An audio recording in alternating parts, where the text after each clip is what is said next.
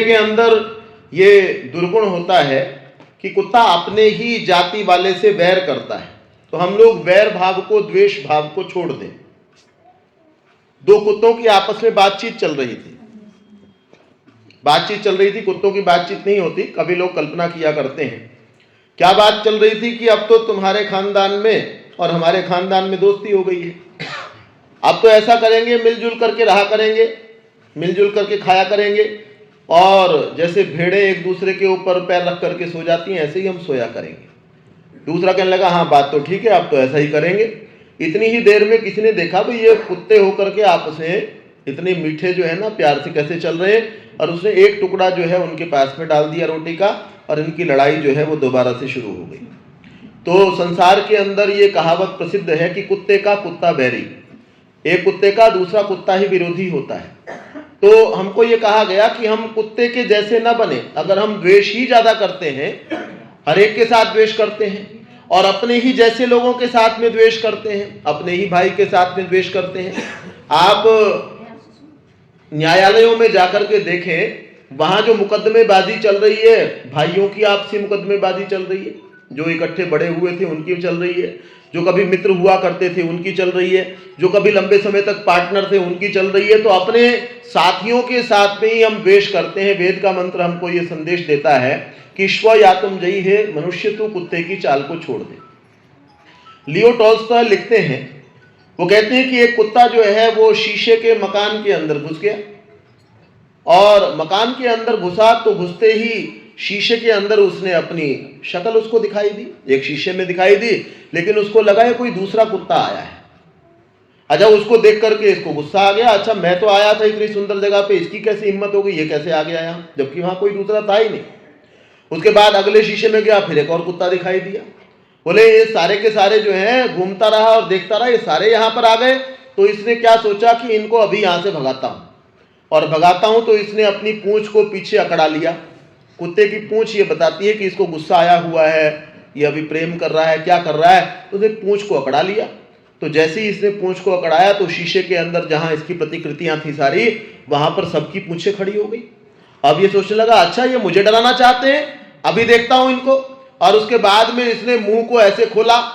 जब उसने अपना मुंह खोला, इसने कहा मैं भौंकता हूं और भगाऊंगा इनको। जैसे ही इसने दांत दिखाए तो सारे शीशों के अंदर जो है ना ऐसे मुंह खुला हुआ, और उसके बाद में अब ये सबको देख करके घबरा गया, भाई इतने सारों का मुकाबला कैसे करूंगा, जबकि वहां कोई भी नहीं था।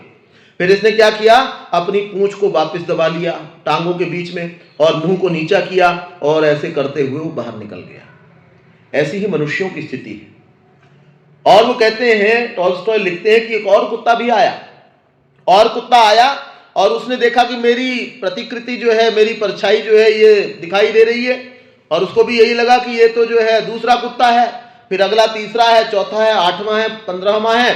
अब ये विचार करने लगा कि अच्छा मैं यहाँ अकेला क्या करता इतनी सुंदर जगह पर, ये लोग भी आए हुए हैं, बड़ा बढ़िया है, तो बहुत अच्छी जगह है, और भी मेरे साथी पहुंचे हुए हैं। और उसने एक एक कुत्ते को के सामने जाकर के अपनी पूंछ को हिलाया। वहां तो कोई और कुत्ता था नहीं, और वहां इसकी जो परछाई थी उसके अंदर भी जो है ना, वहां भी पूंछ जो है वो हिली। अब ये सबके साथ में ऐसे स्नेह करता हुआ बड़े प्रेम के साथ में चला गया। एक कवि बड़ी सुंदर बात लिखता है कि न कश्चित कश्चिचिन मित्रम न कश्चित कश्चिचित रिपुः। जब हमारा जन्म होता है तो न कोई हमारा मित्र होता है, न कोई हमारा शत्रु होता है। आप एक 6 महीने से के बालक से जाकर के पूछें कि भाई तुम्हारे दोस्त कौन कौन से हैं, तो उसको क्या पता कौन से दोस्त हैं, कोई दोस्त नहीं है। उसको तो आपके ही नाम से जाना जाता है कि जी फलाने का बच्चा है, और कोई उसकी पहचान ही नहीं है, कौन उसकी दोस्ती करेगा, कौन दुश्मनी करेगा। और पूछो भाई तुम्हारे दुश्मन कौन से हैं, तो कोई दुश्मन उसका नहीं होता। बड़े होकर के वो जैसा जैसा दुनिया के साथ में व्यवहार करता है, वैसे वैसे उसके मित्र बन जाते हैं और उसके दुश्मन बन जाते हैं। तो वेद का मंत्र हमको ये कहता है कि तुम जो है स्व या तुम जही, कुत्ते की चाल को छोड़ दो, द्वेष करने के कार्य को छोड़ दो। महाभारत के अंदर कौरवों और पांडवों की लड़ाई का वर्णन आता है, लेकिन इसके साथ साथ वहां पर पांडवों की आपसी लड़ाई का भी एक स्थान पर वर्णन आता है। युद्ध से पहले कुंती कर्ण के पास में गई थी और जाकर के कहने लगी, भाई देखो कर्ण, तुम मेरे पुत्र हो, तो मेरा निवेदन है कि तुम आकर के यहां शामिल हो जाओ, पांडवों के साथ में शामिल हो जाओ, है ना। जब तुम मेरे पुत्र हो तो और तुमको इसमें फायदा भी है। बोले क्या फायदा है? कर्ण कहने लगा भाई मुझे क्या फायदा है तुम्हारे साथ शामिल होके? तो कहने लगे कर्ण, यदि तुमने कौरवों के पक्ष से युद्ध किया और ये युद्ध जीत भी गए तो राजा बनेगा दुर्योधन, और पांडवों की तरफ से तुमने युद्ध किया तो तुम जानते हो कि युधिष्ठिर जो है वो बड़ा धार्मिक है, धर्मराज उसको दुनिया कहती है, वो जानता है कि तुम उससे बड़े हो तो वो तुमको राजा बना देगा, इसलिए तुमको हमारी तरफ आकर के लड़ाई करने में ज्यादा फायदा है। तो कर्ण कहने लगा कि ये तो लड़ाई ही बेकार हो जाएगी अगर मैं तुम्हारी तरफ आ गया। बोले कैसे बेकार हो जाएगी, और मेरा इसमें कोई फायदा भी नहीं है। तो क्यों फायदा नहीं है? तो कहने लगे कि अगर मैंने तुम्हारे तरफ आकर के लड़ाई लड़ी और पांडव जीत गए और युधिष्ठिर ने मुझे वो राज्य आकर के सौंप दिया, तो क्योंकि मैं तो दुर्योधन के उपकारों के नीचे दबा हुआ हूं, मैं वो राज्य जाकर के दुर्योधन को सौंप दूंगा, फिर लड़ाई का मतलब क्या रह जाएगा? पांडव जीते तो भी दुर्योधन राजा और कौरव जीते तो भी दुर्योधन राजा। इसलिए अच्छा यही है कि मैं कौरवों की तरफ से युद्ध करूं, लेकिन तुम मेरे पास चल करके आई हो, मैं तुमको एक वचन दे सकता हूं। क्या वचन दोगे? कि मेरे बाण जो है उनसे अगर तुम में से कोई मरेगा, पांडवों में से कोई मरेगा तो केवल अर्जुन मरेगा, मैं अपने मुकाबले का केवल अर्जुन को ही मानता हूं। तो मैं तुमको यह आश्वासन देता हूं कि मैं और किसी पांडव को नहीं मारूंगा। पांडव आज 5 कहलाते हैं अर्जुन के साथ में, अगर अर्जुन ने मुझे मार दिया तो भी 5 कहलाएंगे, और मैंने अर्जुन को मार दिया तो मुझ समेत पांडव जो है वो 5 कहलाएंगे, मैं तुमको वचन देता हूं। अब युद्ध आरंभ हो गया और युद्ध में एक दिन जो है कर्ण के सामने युधिष्ठिर आ गए। युधिष्ठिर जो है वो सत्वगुणी प्रवृत्ति के हैं।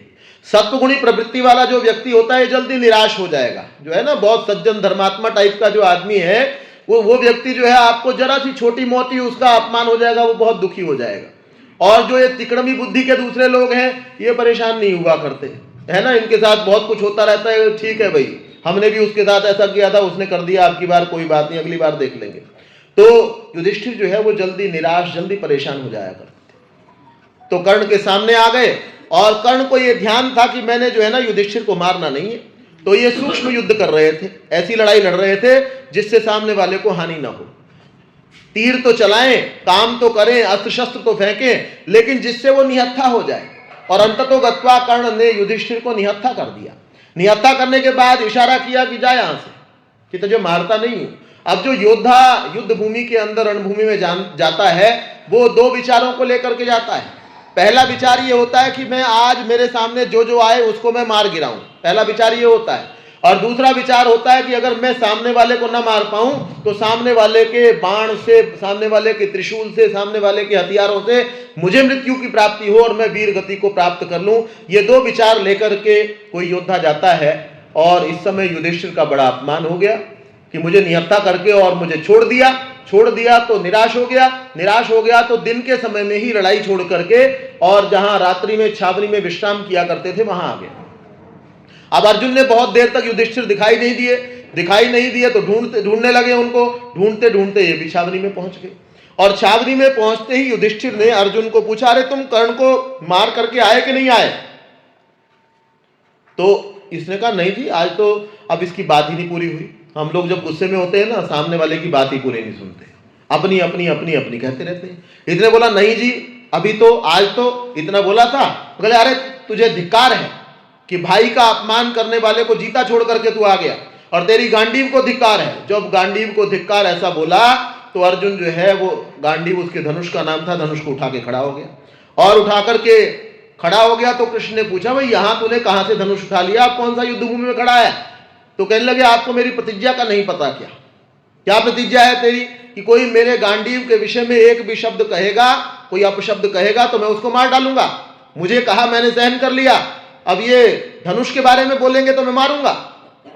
तो कहने लगे अभी रुक जा, मारना है बड़े भाई को? बोले हाँ मारना है। बोले बड़ों को मारने का तरीका पता है तुझे? बोले क्या तरीका होता है? कि इनको अपशब्द कह दो, उससे मर जाते हैं, गालियां दे दो अपने बड़ों को तो उतने से मर जाते हैं। तो इसने बहुत सारी गालियां जो है वो जो युधिष्ठिर को दे ली। थोड़ी देर के बाद फिर दोबारा धनुष उठा लिया। बोले अब गाली दे ली, अब मार लिया, अब और क्या करना है? बोले अब अपने आप को मारूंगा। बोले अपने आप को क्यों मारेगा? कि मैंने अपने बड़े भाई को गाली दे दी इसलिए मारूंगा। अब उसको फिर रोका, फिर उसके बाद दोनों को इकट्ठा किया और कहने लगे ये जो तुम बचकानी हरकत कर रहे थे ना, पहले तो तूने आकर के बिना इसकी बात को सुने, जब कर्ण इसके सामने नहीं आया और उसको क्या पता आज तेरा अपमान हुआ, क्या हुआ, सम्मान हुआ, तो तूने आते ही कहना शुरू कर दिया। फिर उसके बाद ये धनुष उठा करके खड़ा हो गया। ये जो तुम्हारी बचकानी हरकतें हैं, इसको देख करके लगता है कि तुम कभी बूढ़े व्यक्तियों के साथ में बैठे नहीं हो। अगर तुम वृद्ध जनों के साथ में बैठे होते तो ये ऐसी हरकतें जो है ना, पहले मैं तुम्हारी और कौरवों की लड़ाई रोकने में लगा था, अब ये क्या है कि तुम जो है आपस में एक दूसरे को मारने में लगे हुए। तो वेद का मंत्र हमको ये कहता है कि स्व या तुम जही है मनुष्य, तू कुत्ते की चाल को छोड़ दे, अपनी ही जाति वालों के साथ में द्वेष करना तू छोड़ दे।